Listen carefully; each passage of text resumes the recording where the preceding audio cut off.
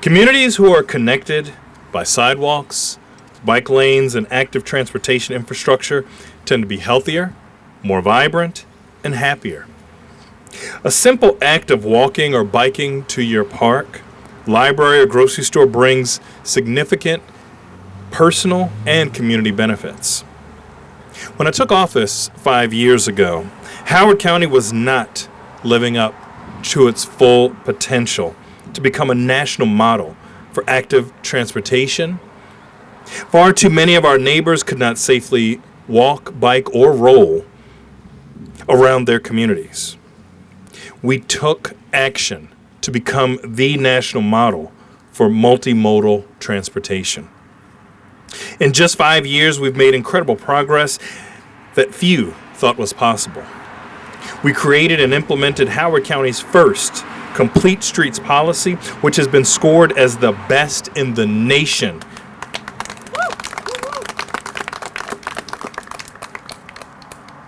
We have also grown our investments in multimodal transportation by nearly 300%, constructing countless miles of sidewalks, bike lanes, pathways, and safety improvements. This year, I'm thrilled to announce that we will continue this commitment to active transportation projects by investing a historic $14.7 million.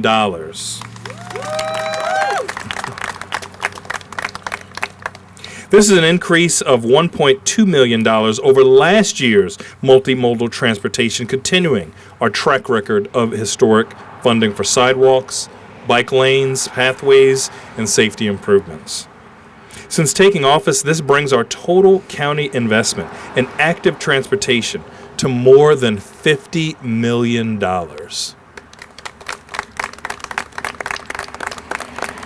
Today, we're gathered outside of the Miller Branch Library and Ellicott City 50 Plus Center. We are missing, just behind me, a crucial sidewalk connection between the library and 50 Plus Center and the nearby Dunlogan community. And I'm pleased to announce that in May we will begin construction on 600 feet of sidewalk to provide safe walking route for thousands of our Dunlogan neighbors to reach the library and 50 Plus Center right here. This is what record investment looks like, connecting people with the places, destinations, and amenities that make our Howard County a wonderful place to live. As we strengthen those connections, I'm happy to announce that construction of our highly anticipated bicycle wayfinding signage will begin this summer. This county-wide effort will install directional signage along major bicycle corridors. The first phase will include 5 color-coded routes that direct bicyclists to routes and popular destinations in Ellicott City, Elkridge, and Columbia. The full wayfinding plan envisioned as many as 10 routes that could stretch from Woodstock all the way to Laurel. With our historic budget investment, we're also creating 2 new capital projects to provide new connections to Troy Park and Elkridge and Columbia Gateway.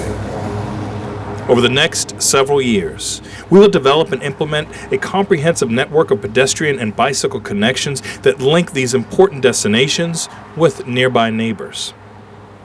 We also continue to work toward a Vision Zero goal for Howard County that eliminates pedestrian and cyclist deaths on our streets. To achieve this, we are investing $1.7 million for Cradle Rock Way safety improvements to enhance safety following a recent pedestrian fatality on that road. Furthermore, we're continuing to push forward safety improvements along the Route 1 corridor, which is one of the most dangerous state roads in Maryland. Howard County was recently awarded nearly $500,000 from the U.S. Department of Transportation to advance a Safe Streets for All project along Route 1. This will support critical transportation safety improvements along the corridor, which will commence planning and design this year. One death on our streets is too many, and we will not stop our work to make our transportation system the very safest that it can be for all road users. As we advance these important bicycle and pedestrian projects, we are also investing more to grow our public transportation system in Howard County. In my proposed FY25 budget, I'm committing $120,000 to extend RTA transit service to the school system central office campus, which includes the applications and research laboratory and the Homewood Center. These destinations support our children from every corner of our county. This vital connection builds upon our free bus pass program for the school system and our Howard Community College students. This year alone, more than 750 middle and high school students have taken advantage of the free RTA bus passes, which are available through the Transit app. This empowers our students to travel between home, school, a first job, and other destinations throughout Howard County. As we create more transit routes, we also recognize the importance of maintaining a modern and reliable bus fleet. In my upcoming proposed budget, we will commit $1.7 million toward bus replacements and new bus purchases for the RTA system and the Flash Bus Rapid Transit route to Montgomery County. Now, I'm incredibly proud of the progress on complete streets and multimodal transportation during my time in office, and I want to thank the many partners here who have worked hand in hand with our team along the way. This includes, of course, Horizon Foundation, Bike Hoco, the Safe Streets for All Coalition, and countless residents who have shown up to show support for our vision and for a more connected community. This work was also made possible through our partnerships with our federal delegation. And of course, I want to thank our senators, Cardin and Van Hollen, and you'll hear from him very shortly, our very own Congressman Sarbanes. They worked hard to secure $1.75 million in federal funding for active transportation projects just this year in Howard County. This includes $1 million toward our Dobbin Road pathway project and $750,000 to construct the Flash bus stops. And finally, I want to recognize the dedicated, hard-working employees of our Office of Transportation. Please give them a big round of applause. Our Department of Public Works, give them a round of applause. And our RTA, give them a big round of applause. Our team is the best, I think, in the nation. And I want to thank you all for helping us shine together. We create new connections by ensuring that our neighbors can safely walk, bike, roll, or ride to the people, places that make up our community. With the partners here, Howard County has become that model for our state and our nation. And I'm excited for the bold, visionary work that lies ahead together. Thank you. Good morning, everybody. This is a great day. I love coming to events that are celebrating partnership, that are lifting up the community in terms of quality of life, and this is definitely an example of that. So let me first salute County Executive Ball and his team. He's mentioned all the people that have to come together to make sure these projects get done well. But the team is broader.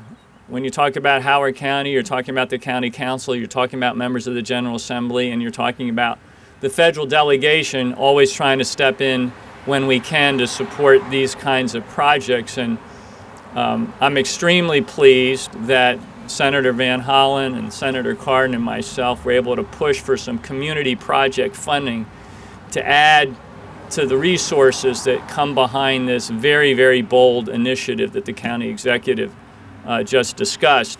The county comes to us each year when the opportunity presents with proposals on ways we can step in and help. And, you know, we rank these things based on the quality of what's contained within them. And I can say that Howard County, no surprise, whenever they bring a proposal, all the T's are crossed, all the I's are dotted, and it's a very compelling case for securing these funds. Then we have to go to work inside this system called Congress to actually get the funds appropriated, which is never a straight line exercise, as you may have noticed. But we were able to secure $1 million to support the Dobbin Road shared pathway, which was just mentioned, very, very important in terms of safety. You know, when we talk about multimodal, it's not just planes, trains, and automobiles. It's bus routes, it's walking, it's biking, it's running, it's all the things, all the different modes of transportation that we can take advantage of. So that pathway will be very important, and we wanted to put $1 million towards it, and then $750,000 to continue this very important flash rapid transit bus route between Silver Spring and downtown Columbia, and this will allow for additional stops to be put in place at APL in downtown Columbia, at Maple Lawn, just to make sure that this is a really important and robust resource for the residents of Howard County. So I'm very pleased to join with you. I just felt a raindrop, so I'm going to move off the stage here. But congratulations to Howard County for this initiative and to the team that's represented here. All the best. I will also be brief, but it is so exciting to be here where in May, which is next month, there will be an extension of this sidewalk from the 50 Plus Center and the Miller Branch Library to so many more families on that side of it. And to see all of the faces here, including the faces of the mamas, of the babies who will use that sidewalk as soon as it's done, is really, really great. I'm glad that we've already thanked all of the people who have contributed to the success of this program. Building projects like these builds communities, and it's so, so important. Thank you, Dr. Ball. In the interest of the rain, I will also keep it brief, but I can't tell you how important and transformational these investments will be in every corner of our community. And I swear that I mean, at least I fully believe that the pedestrians we've seen walking by today are not were not paid props. They are actual pedestrians actually walking from point A to point B. When we connect our communities in this way, we don't just connect destinations, we connect people, and that's what really being in a community is about. So thank you all so much. Special thanks to Abdul, who doesn't just hold signs, he actually leads the engineering team that makes all of these projects possible. So thank you all so much, and thank you to the administration for making it happen.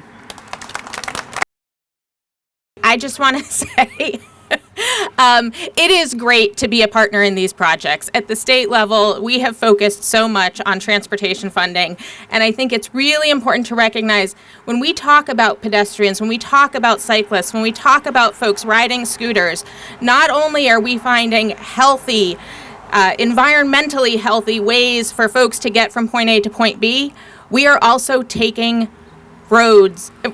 cars off the road, right? Every trip on foot or on bike or on scooter is one less car on the road.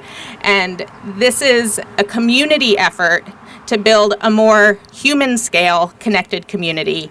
And I'm so glad to be a part of it from the state level, able to support and happy to be working together. So thank you for making this a priority in your budget, County Executive Ball.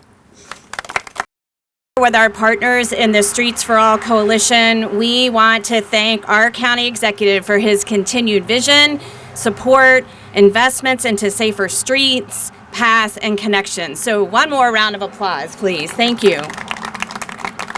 As he said, but I'm going to highlight again, that you have requested additional county funding for Complete Streets for the 5th year in a row. Did I get that right?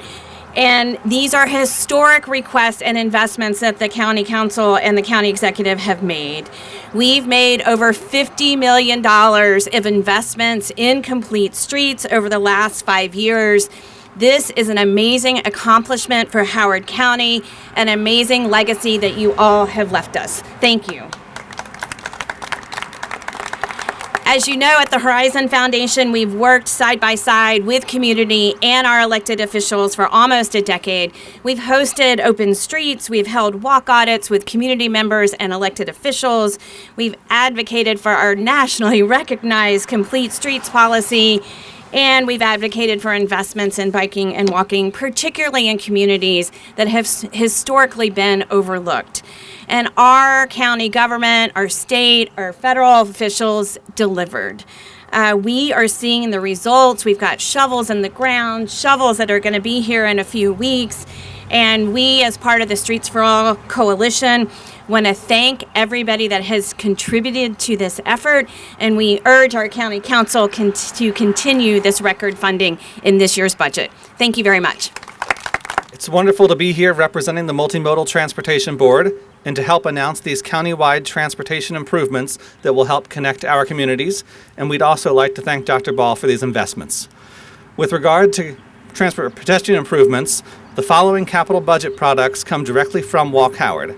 These investments provide new infrastructure and continue implementation of the plan. Safety is always the first priority, followed by connectivity.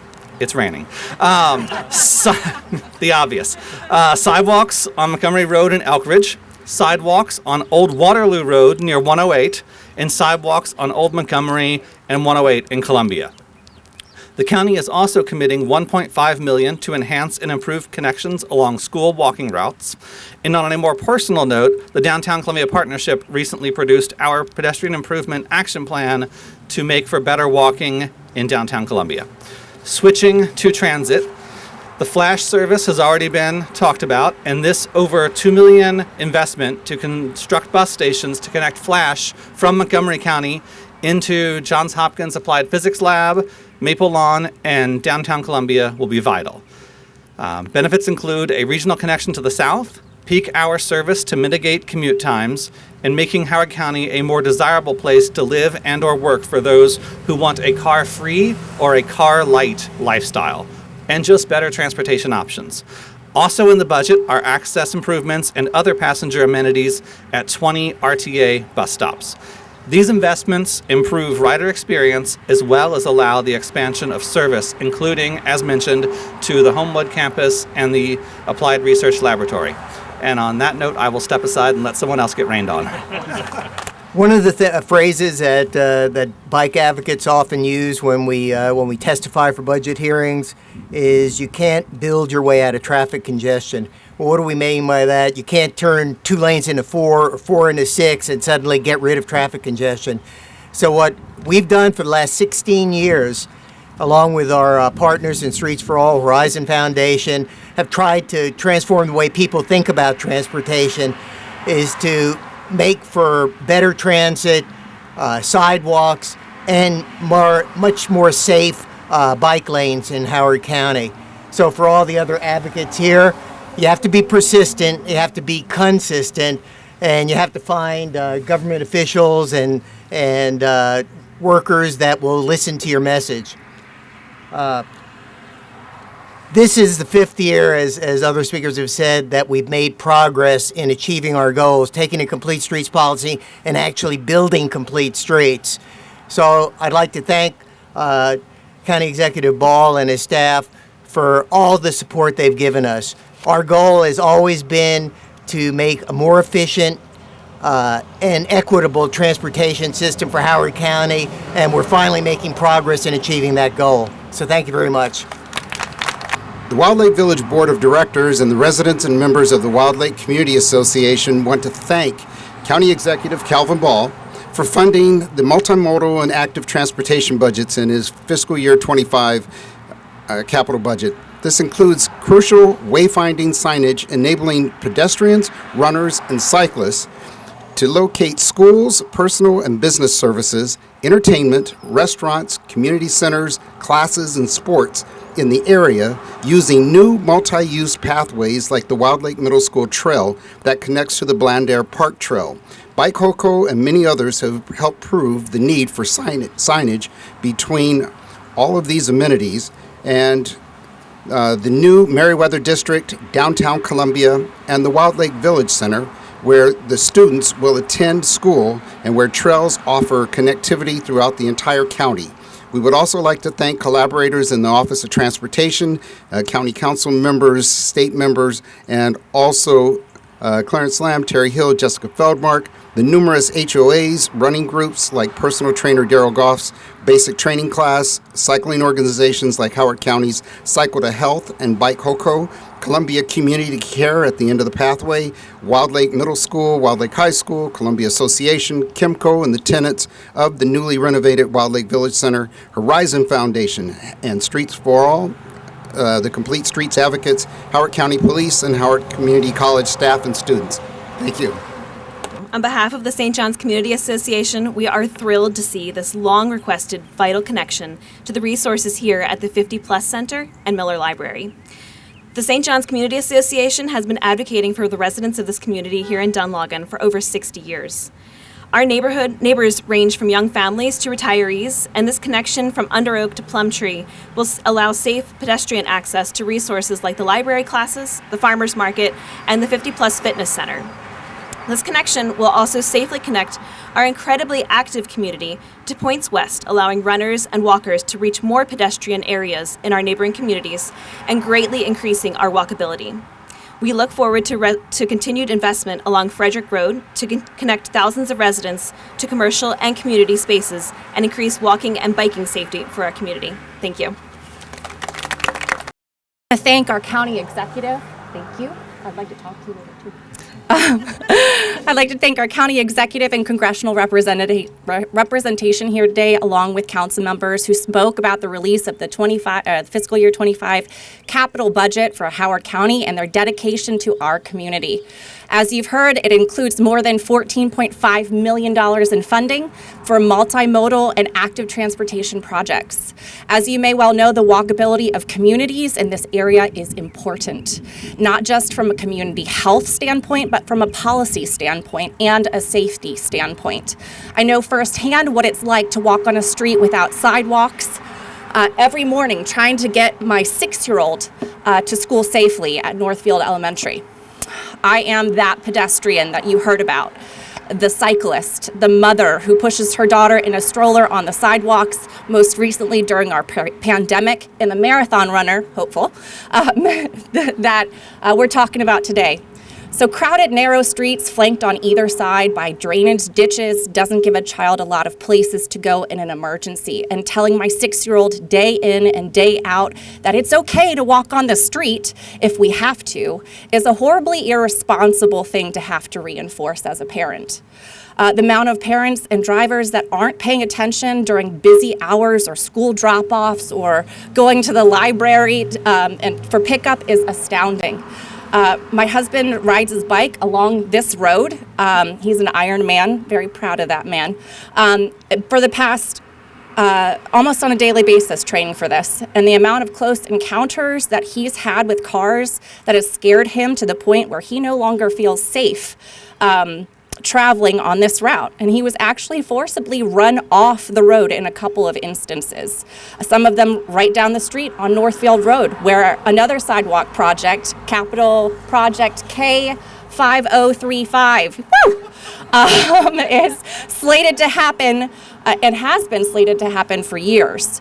It was and continues to be traumatizing for him, and I can't imagine how a child would feel instead of an adult in that situation. It's been difficult for members of this community and children in particular to be able to access the services that our tax base pays for and is provided through the Howard County Department of Education. Kids near Frederick Road are unable to access the educational resources they need after school before their parents can drive them to the library. They quite literally risk their lives for education by walking or biking to the library and continuing their studies.